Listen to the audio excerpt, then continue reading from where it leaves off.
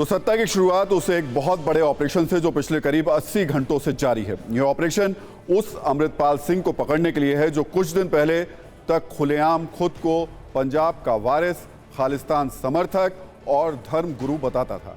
Police से ना डरने और देख लेने की बात करता था। अब वो पंजाब पुलिस से इतना डर चुका है कि चूहे की तरह भाग रहा है और बिल बदल बदल कर छुप रहा है। अभी तक वो पकड़ा तो नहीं गया, लेकिन उसके समर्थक एक एक करके पकड़े जा रहे हैं, जिसके कारण ब्रिटेन से लेकर कनाडा तक उसके समर्थक बेचैन हैं और इस बेचैनी में वो गलती पर गलती किए जा रहे हैं। अमृतपाल की खबर के आज के दो हिस्से हैं। एक हिस्सा उसके छिपने, भागने और उसके रहस्यों के बारे में मिली जानकारी पर है। दूसरा हिस्सा उसके विदेशी समर्थकों की झुंझलाहट पर है। हमने अपने न्यूज मित्रों के लिए इन दोनों चैप्टर्स के साथ सत्ता की एक डिटेल कुंजी तैयार की है। इसकी शुरुआत अमृतपाल के रहस्यों से करना शुरू करेंगे कि कैसे वो भारत आया, उसके मंसूबे क्या थे और वो क्या कर रहा था। तो वारिस पंजाब दे संगठन का चीफ अमृतपाल सिंह के बारे में हमारे पास खुफिया एजेंसियों के वो डिटेल हैं जो किसी के पास नहीं है। इन पेपर्स में अमृतपाल की पूरी कुंडली है। इन पेपर्स में जो लिखा है, जब आप वो जानेंगे तो आप हैरान रह जाएंगे कि कैसे पंजाब और भारत के खिलाफ इतनी बड़ी साजिश रची गई। इस खुफिया रिपोर्ट में 3 ऐसी बातें हैं जिससे अमृतपाल बेनकाब हो जाएगा। पहली बात, अमृतपाल और आईएसआई की सांठगांठ है। उसने आतंकी ट्रेनिंग ली। दूसरी बात, अमृतपाल मानव बम बना रहा था, हथियारबंद फौज तैयार कर रहा था। तीसरी बात, अमृतपाल पंजाब को आतंकवाद की आग में जलाना चाहता है। अब सबसे पहले पॉइंट पर आते हैं। 2022 में दुबई से भारत आने से पहले पाकिस्तानी खुफिया एजेंसी आईएसआई ने उसे ट्रेनिंग दी थी। यह ट्रेनिंग जॉर्जिया में हुई थी, जहां पंजाब में फिर से आतंकवाद फैलाने का पूरा प्लान बना था।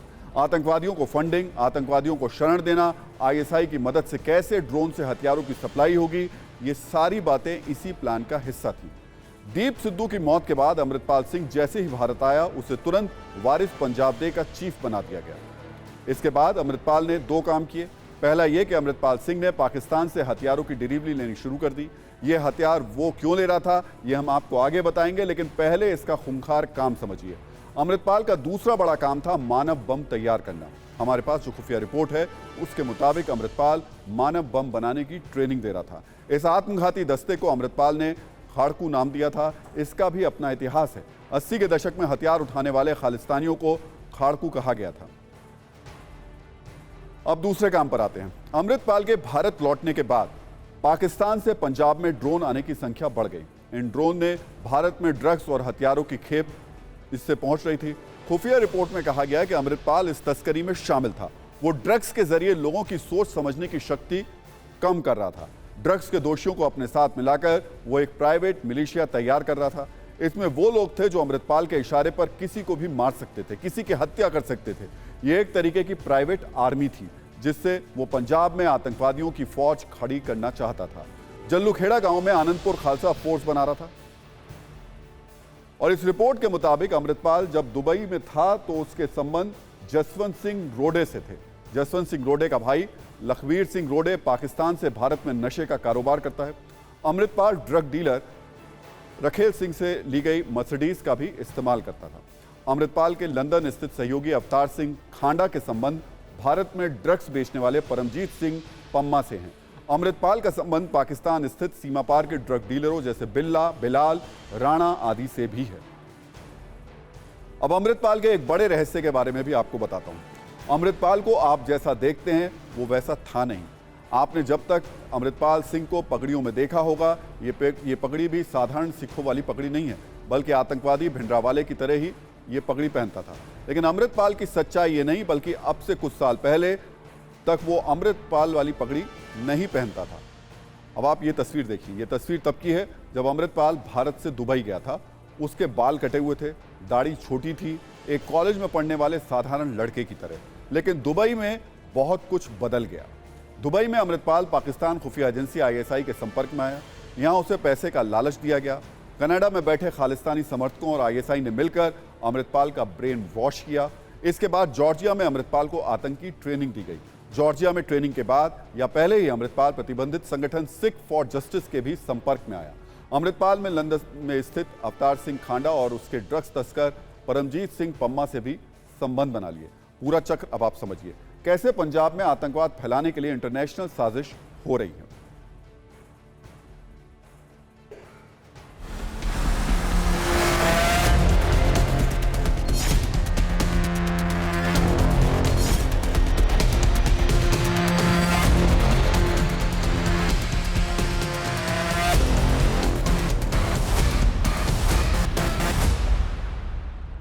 वो लानी चाहिए बंदे ਨੂੰ ਜਿਹਦੇ ਵਿੱਚ ਜੇ ਊਰਜਾ ਜਾਂ ਨੌਜਵਾਨੀ ਸਾਡੀ ਲੱਗਦੀ है। खुद को ऐसे डिफाइन करता हूँ, I am a young man और मैं सिख हूँ, and when I see my people suffering I am fighting for them, that's all.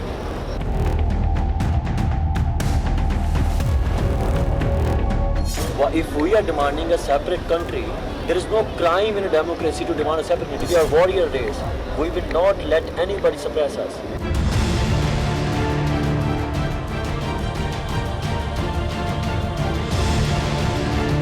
Khalistan ਦਾ ਜਿਹੜਾ ਏਮ ਹੈ ਉਹਨੂੰ ਈਵਲ ਤੇ ਉਹਨੂੰ ਟੈਬੂ ਨਾ ਬਣਾਇਆ ਜਾਵੇ, ਉਹਨੂੰ ਬੜੀ ਇੰਟੈਲੈਕਚੁਅਲ ਤਰੀਕੇ ਨਾਲ ਵੇਖਿਆ ਜਾਵੇ ਔਰ ਇਹ ਆਈਡੀਓਲੋਜੀ ਕਦੇ ਵੀ ਖਤਮ ਨਹੀਂ ਹੁੰਦੀ। ਤੁਸੀਂ ਸਾਰੀ ਕੌਮ ਨੂੰ ਮਾਰਦੇ ਹੋ, ਸਾਡੀ ਨੂੰ ਖਾਲਸੇ ਦਾ ਰਾਜ ਦਾ ਸੁਪਨਾ ਕਦੇ ਖਤਮ ਨਹੀਂ ਹੁੰਦਾ।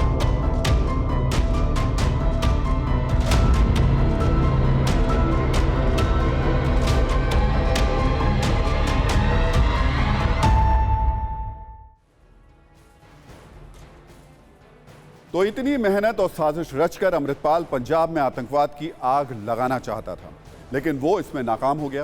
अमृतपाल के करीब 100 समर्थकों को अब तक हिरासत में लिया जा चुका है। अमृतपाल के 4 शातिर सहयोगियों को पंजाब से गिरफ्तार करने के बाद असम के डिब्रूगढ़ जेल में भेज दिया गया है। अमृतपाल के चाचा हरजीत सिंह और ड्राइवर ने सरेंडर कर दिया है।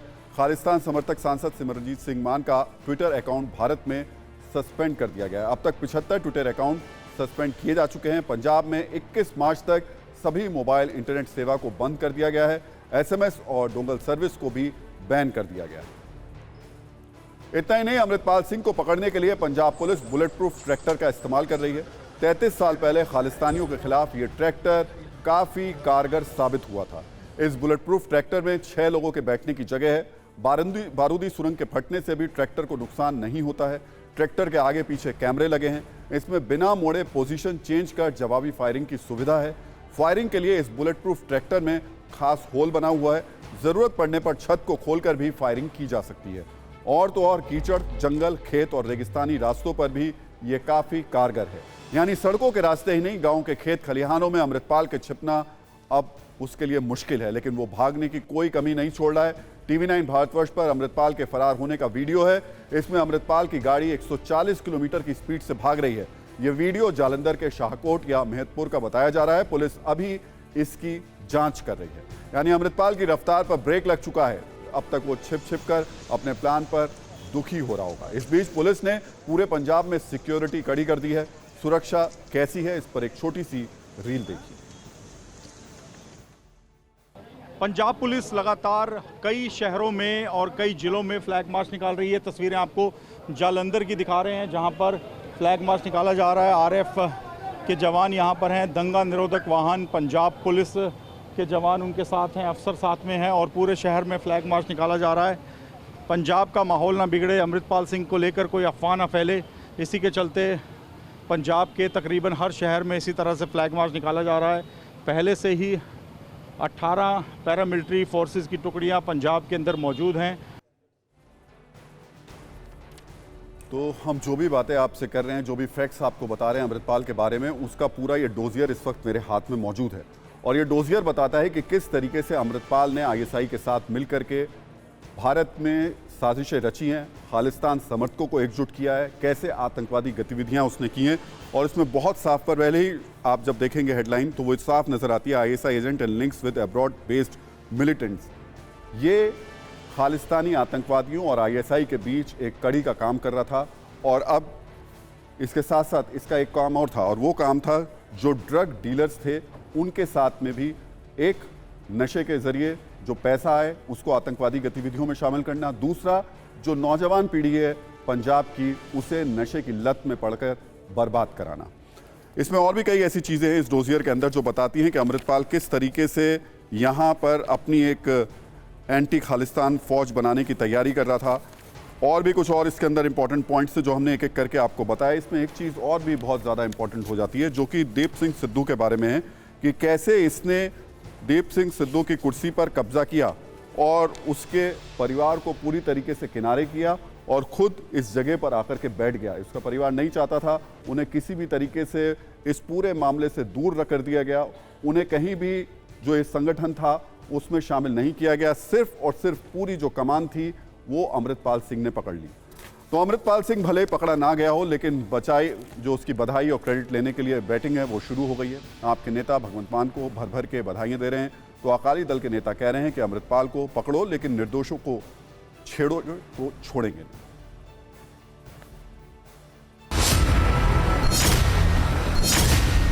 पंजाब में आग लगा के अपनी सियासत मत पकाइए कि ये एक्शन 1 महीने पहले क्यों नहीं लिया गया। जब अजनाले के पुलिस स्टेशन के ऊपर कब्जा हुआ, 1 महीने तक भगवंत मान बताए उसको किसने रोक के रखा। 6 महीने से ये घूम रहे हैं। क्या आपकी इंटेलिजेंस का इतना अटर फेलियर था? जो बातें आप आज बोल रहे हैं, तो 6 महीने इसको पंजाब में घूमने क्यों दिया? कोई जो नहीं सरकती। तो अमृतपाल के काफ़ी साथी पकड़े गए। आज भी उनके चाचा और ड्राइवर ने अपने आप को सरेंडर किया है और अमृतपाल भी जल्दी पकड़ा जाएगा, ज़्यादा भागेगा नहीं। पर एक चीज़ तो हो गई ना क्लियर कि भगौड़ा डिक्लेयर हो गया। अगर इनके व्यूज़ ठीक होते, सब कुछ ठीक होते, तो अपने आप को सरेंडर कर देते। ਜੇ ਤੁਹਾਨੂੰ ਨਹੀਂ ਸਮਝ ਆਉਂਦੀ ਤੇ ਜੇ ਤੁਹਾਨੂੰ ਇਹ ਨਹੀਂ ਪਤਾ ਵੀ ਸਿੱਖਾਂ ਦੀ ਮੁਸ਼ਕਲ ਕੀ ਹੈ, ਫਿਰ ਤੁਹਾਨੂੰ ਇੰਟੈਲੀਜੈਂਸ ਏਜੰਸੀ ਅਕਾਊਂਟ ਰੱਖ ਲਓ। कार्रवाई हो रही है और इसको नेस्त नामूद कर दिया जाएगा। ये देश के लिए बहुत ज़रूरी है। इनके लोगों की गिरफ्तारी हुई है, कुछ लोग दूसरे प्रांत के जेलों में भेजे गए हैं और अमृतपाल भी कब तक भागेगा, जरूर पकड़ा जाएगा।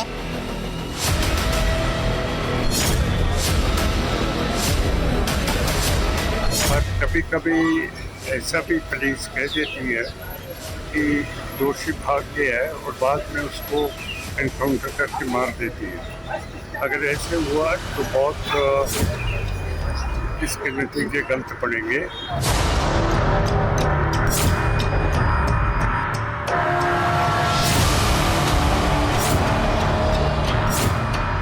मुख्यमंत्री भगवंत मान जी ने पूरे देश में एक क्लियर कट और स्ट्रॉन्ग मैसेज दिया है कि कोई भी पंजाब में लॉ एंड ऑर्डर को डिस्टर्ब करने की कोशिश करेगा तो उस पर सख्त से सख्त कार्रवाई की जाएगी।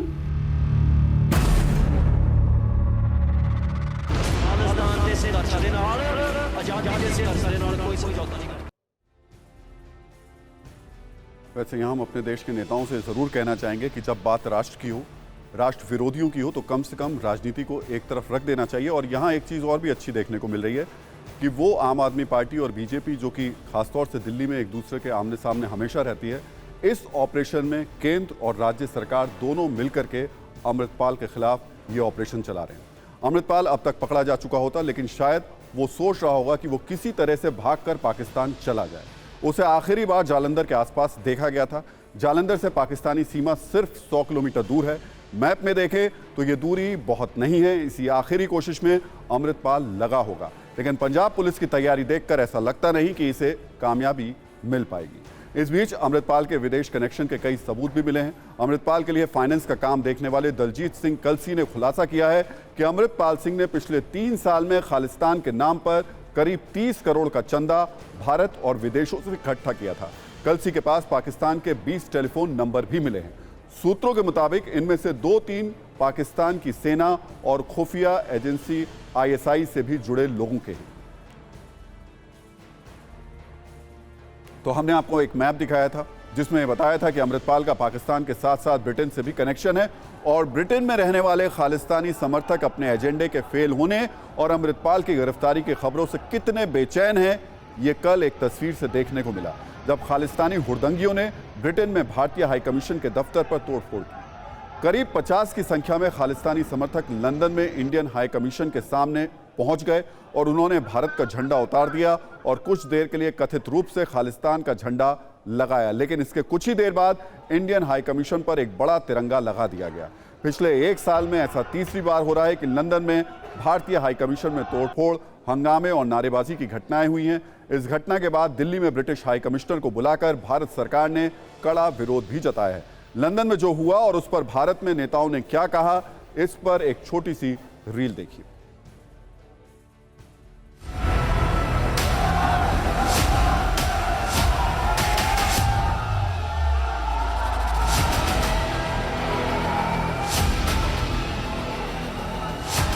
एम्बेसी के बाहर जो तिरंगे को उतारने की कोशिश की गई, इसकी हम कड़े शब्दों में निंदा करते हैं। ये तिरंगा हमारी आन बान और शान है। जो लोग इस तरह का काम कर रहे हैं वो किसी भी तरीके से सिख भावनाओं को रिप्रेजेंट नहीं करते।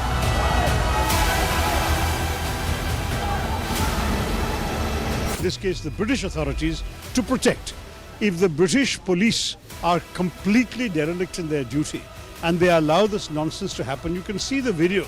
There are a rabble of a dozen fellows shouting slogans. One chap climbs up, pulls down our national flag. This is a major insult which we cannot tolerate. तो कहीं ना कहीं किसी न किसी गलत कामों में संलिप्त भी है और कुछ लोग बाहर में विदेश जाके पॉलिटिकल साइलम लेते हैं। उनका ये गड़बड़ करना, उनके तो जल्दी उनको स्टे मिल जाए उसमें भी रहता है। पंजाब का मसला बहुत चिंताजनक है और उसे लेकर हम सबको भारी चिंता है, पूरे देश को। जिस तरह से वहाँ खालिस्तान समर्थक तत्व फिर से उभर रहे हैं।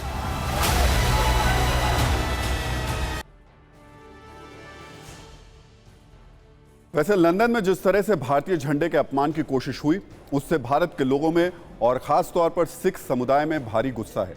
बड़ी संख्या में सिख समुदाय के लोग और अन्य भारतीय लोगों ने आज इसके विरोध में दिल्ली के ब्रिटिश हाई कमीशन के बाहर प्रदर्शन किया। लेकिन ध्यान दीजिएगा, इस प्रदर्शन में ब्रिटेन के झंडे का अपमान नहीं किया गया, तोड़फोड़ बिल्कुल नहीं की गई, बस लोकतांत्रिक तरीके से ब्रिटेन तक अपनी बात पहुंचाई गई। लंदन में दूतावास पर तिरंगे का अपमान हुआ तो उसके विरोध में यहाँ दिल्ली में आज ब्रिटिश हाई कमीशन के बाहर तमाम सिख समुदाय के लोग जुटे और उन्होंने अपना विरोध प्रदर्शन दर्ज कराया है। तिरंगे के साथ आप देख सकते हैं कि यहाँ पर प्रदर्शन कर रहे हैं, तिरंगे के सम्मान में लोग यहाँ पर जुटे हैं। उनसे बातचीत करेंगे। क्या कारण था कि आज ये प्रदर्शन करना पड़ा आपको? जो लंदन में हाई कमीशन में कुछ एंटी सोशल और एंटी नेशनल लोगों ने वहाँ वारदात की और वहाँ तिरंगे का अपमान किया, तो उस चीज़ का हम विरोध जतलाने के लिए यहाँ पर एम्बेसी में हम लोग इकट्ठे हुए हैं सारे। आप लोग क्या चाहते थे? क्या आप हाई कमिश्नर से मिलना चाहते थे? और आप देखो, बात ये है कि जहाँ पर भी तिरंगे का अपमान होगा, देश का अपमान होगा, हम बिल्कुल नहीं सहेंगे। तो दो तस्वीरों में आपने दिल्ली में विरोध प्रदर्शन और लंदन में विरोध के तौर तरीकों को देख लिया। वैसे तो लंदन की पुलिस के बारे में कहा जाता है कि वो बहुत सक्षम पुलिस है, सुरक्षा व्यवस्था बहुत कड़ी है, लेकिन तस्वीरें ऐसी नहीं है। एक दो बार नहीं, पिछले एक साल में 3 बार भारतीय उच्चायोग में तोड़फोड़ की गई और कथित रूप से मजबूत लंदन पुलिस तमाशबीन बनी रही। सवाल ये कि लगातार ऐसी घटनाओं से क्या ऐसी तेजस्वी पुलिस पर लोगों का भरोसा कम नहीं होगा, या फिर जानबूझकर मामले को तूल देने के लिए खालिस्तानी हुड़दंगियों को ऐसा करने दिया जाता है। वैसे लंदन पुलिस से उम्मीद की जाती है कि वो कम से कम दूसरे देश के उच्चायोग के कार्यालयों की सुरक्षा सुनिश्चित करें। अगर वो ऐसा नहीं कर पाएंगे तो सवाल भी उठेंगे और उसकी हंसी भी उड़ाई जाएगी। सोचिए कि अगर भारत में ऐसा होता तो पश्चिमी मीडिया कैसे रिएक्ट करता। चूंकि ये भारत के खिलाफ एक पश्चिमी देश में हुआ है, इसलिए उनके लिए ये एक आम बात है। इस पर कोई विचारोत्तेजक लेख नहीं लिखेगा, मैगजीन के कवर पर इसकी तस्वीरों से नहीं रंगा जाएगा। आप ध्यान से देखेंगे तो आपको पश्चिमी मीडिया की सेलेक्टिव संपादकीय नीति भी नजर आएगी। और इस पर नजरिया 9 ये कि हालांकि भारत सरकार इस पर काफी सख्त है। भारत सरकार के सख्त संदेश के बाद एक खालिस्तानी हुड़दंगी को गिरफ्तार भी कर लिया गया, लेकिन जिस कैमरे में ऐसे ही 50 लोग हंगामा करते दिख रहे हों, उसमें सिर्फ एक की गिरफ्तारी से ब्रिटेन पुलिस की क्षमता पर सवाल उठते हैं। हालांकि भारत सरकार ने सिर्फ ब्रिटेन ही नहीं बल्कि पिछले दिनों ऑस्ट्रेलिया में मंदिरों पर हुए हमले के मामले में भी सख्त रुख अपनाया है, जिसके कारण ऑस्ट्रेलिया ने हंगामा करने वाले 6 खालिस्तानियों की तस्वीरें अब जारी की हैं। पंजाब में छिपे अमृतपाल जैसे खालिस्तानी हो या फिर ब्रिटेन या कनाडा के खालिस्तानी, इन्हें भारत की एक बात नोट कर लेनी चाहिए। ना पाकिस्तान की मदद से, ना कनाडा और ना ब्रिटेन के मुट्ठी भर खालिस्तानियों की मदद से भारत के खिलाफ साजिश कामयाब नहीं हो सकती। ये बात उन्हें जितनी जल्दी समझ आ जाए उनकी समझ के लिए अच्छा होगा। इस मामले में अगर समझ कमजोर रही तो सलाखें इंतजार कर रही हैं, उन्हें इस बात का ध्यान रखना चाहिए। और वैसे ध्यान पश्चिमी मीडिया को भी ध्यान रखना चाहिए, खासतौर से बीबीसी जैसे मीडिया संस्थानों को, जो छोटे से छोटे मुद्दे को भारत के कैसे बड़ा इशू बनाते हैं और उसके बाद में बड़ी बड़ी हेडलाइंस बनाते हैं। लेकिन इस मामले में लगता है कि बीबीसी की जो एडिटोरियल टीम है वो कुंभकर्ण वाली नींद सोई हुई है। खैर, खालिस्तान के नाम पर खूंखार प्लान बनाने वाले गैंगस्टर की साजिश का जाल बॉलीवुड तक भी फैला हुआ है। इसकी सबसे लेटेस्ट झलक तब देखने को मिली जब बॉलीवुड एक्टर सलमान खान को ईमेल के जरिए धमकी मिली। 18 मार्च को यह धमकी दी गई, जिसके बाद सलमान खान के घर की सुरक्षा बढ़ा दी गई। आपको बता दें कि रोहित नाम के शख्स ने लॉरेंस और गोल्डी बराड़ के नाम से यह धमकी भरा ईमेल भेजा है। सलमान की टीम को मिले ईमेल में लिखा है कि तेरे बॉस सलमान से गोल्डी बराड़ को बात करनी है, लॉरेंस बिश्नोई की बात तो सुन ही ली होगी, नहीं सुनी तो सुन ले, मैटर क्लोज करना है तो बात करवा देना, फेस टू फेस बात करनी है तो वो भी बता देना। अभी टाइम रहते इन्फॉर्म कर दिया है, अगली बार झटका ही देखने को मिलेगा। इस धमकी के बाद बांद्रा पुलिस स्टेशन में शिकायत दर्ज की गई। आईपीसी की धारा 506(2), 120(b), 34 के तहत केस दर्ज किया गया। गैंगस्टर लॉरेंस बिश्नोई, गोल्डी बराड़ और रोहित बराड़ के खिलाफ केस दर्ज किए गए। फिलहाल बॉलीवुड अभिनेता सलमान खान के घर की सुरक्षा बढ़ा दी गई है। मुंबई पुलिस के 6 से 8 सिपाही और अधिकारी बांद्रा के गैलेक्सी अपार्टमेंट के नीचे तैनात हैं। इतना ही नहीं, सलमान खान के प्राइवेट बाउंसर भी बढ़ा दिए गए हैं। बॉलीवुड के दबंग सलमान खान को एक बार फिर धमकी भरा ईमेल मिला है। यह ईमेल 18 मार्च को आया था, जिसमें कहा गया था कि सलमान खान से गोल्डी बराड़ को बात करनी है। फिलहाल धमकी मिलने के बाद मुंबई पुलिस ने सलमान खान के घर गैलेक्सी के बाहर सुरक्षा व्यवस्था बढ़ा दी है। दिन रात सलमान खान की सुरक्षा में पुलिस तैनात कर दिया गया है। जानकारी के मुताबिक सलमान खान के मैनेजर की शिकायत पर रविवार 19 मार्च को मुंबई पुलिस ने गैंगस्टर गोल्डी बराड़ और लॉरेंस बिश्नोई के खिलाफ आईपीसी की धारा 120(ब), 34 और 506(2) के तहत मामला दर्ज कर मुंबई पुलिस अब इस पूरे मामले की जांच कर रही है। आपको बता दें कि पिछले साल भी सलमान को धमकी भरा लेटर मिला था। लॉरेंस बिश्नोई से धमकी मिलने के बाद सलमान खान की सुरक्षा बढ़ा दी गई थी। उन्हें महाराष्ट्र सरकार की तरफ से Y+ कैटेगरी की सुरक्षा मिली हुई है। जून 2022 में सलमान और उनके पिता सलीम खान को धमकी भरा लेटर मिला था, जिसमें लिखा था कि जो हाल सिद्धू मूसेवाला का हुआ वही हाल सलमान का भी करेंगे। रिपोर्ट्स की माने तो सलमान खान ने साल 1998 में फिल्म हम साथ साथ है की शूटिंग के दौरान राजस्थान के जंगलों में काले हिरण का शिकार किया था। बिश्नोई समाज ने तब सलमान के खिलाफ शिकायत भी दर्ज कराई थी। सलमान को इसके लिए जोधपुर कोर्ट ने 5 साल की सजा भी सुनाई थी। हालांकि बाद में उन्हें इस मामले में बेल मिल गई। एक तर्क यह भी है कि इसी मामले को लेकर सलमान खान को बिश्नोई गैंग की तरफ से धमकियां मिलती रही। और पंजाब से निकलकर अब यूपी का रुख करते हैं, जहां माफियाओं पर ताबड़तोड़ कानूनी एक्शन जारी है। इसी कड़ी में आज प्रयागराज में उमेश पाल हत्याकांड के एक और शूटर मोहम्मद गुलाम के घर पर बुलडोजर चला। मोहम्मद गुलाम वही शख्स है जिसने उमेश पाल पर दूसरी गोली चलाई थी। 5 लाख का इनामी अपराधी मोहम्मद गुलाम पिछले 25 दिनों से फरार है। प्रयागराज विकास प्राधिकरण की ओर से यह कार्रवाई की गई है। बताया गया है कि मोहम्मद गुलाम का मकान बिना नक्शा पास कराए बना दिया गया था। उमेश पाल शूटआउट में अब तक 3 आरोपियों के घर जमींदोज हो चुके हैं।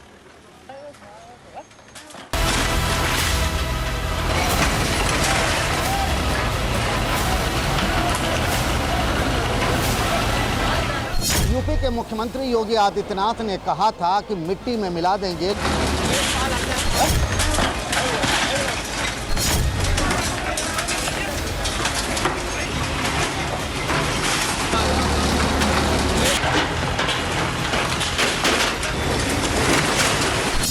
आरोपी हैं जिन पर 5 लाख रुपए का इनाम है। उसमें से एक यानी मोहम्मद गुलाम।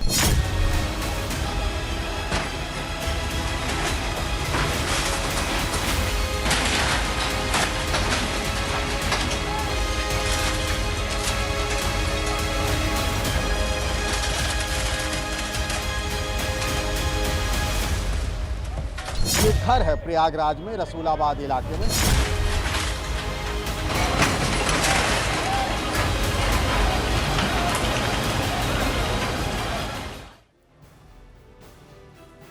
तो जब से उमेश पाल की हत्या हुई है, बुलडोजर वाली कानूनी कार्रवाई नॉन स्टॉप जारी है।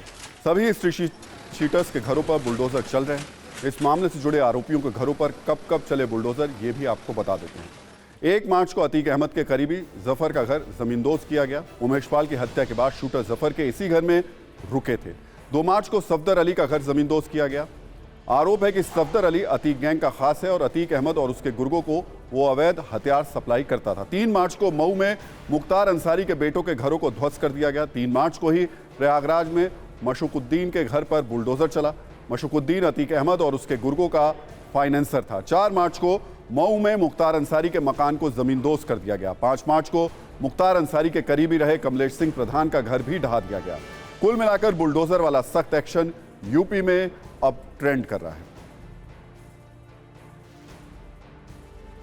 और सत्ता में अब बात करते हैं शरिया कानून पर चलने वाले तालिबानियों की, जो इस हाईटेक युग में भी रूढ़िवादी मानसिकता की जंजीरों में जकड़े हुए हैं। ये पूरी दुनिया देख रही है कि तालिबान का शासन आगे के बाद किस तरह अफगानिस्तान वहां के नागरिकों के लिए उनके अधिकारों, उनकी आज़ादी और उनकी मुक्त आवाज का कब्रिस्तान बन चुका है। सत्ता में आज हम आपको बताने वाले हैं कि खूंखार आतंकियों से अचानक अधिकारी बनने वाले तालिबानी लड़ाके कैसे अपनी जिहादी जिंदगी को अब मिस कर रहे हैं।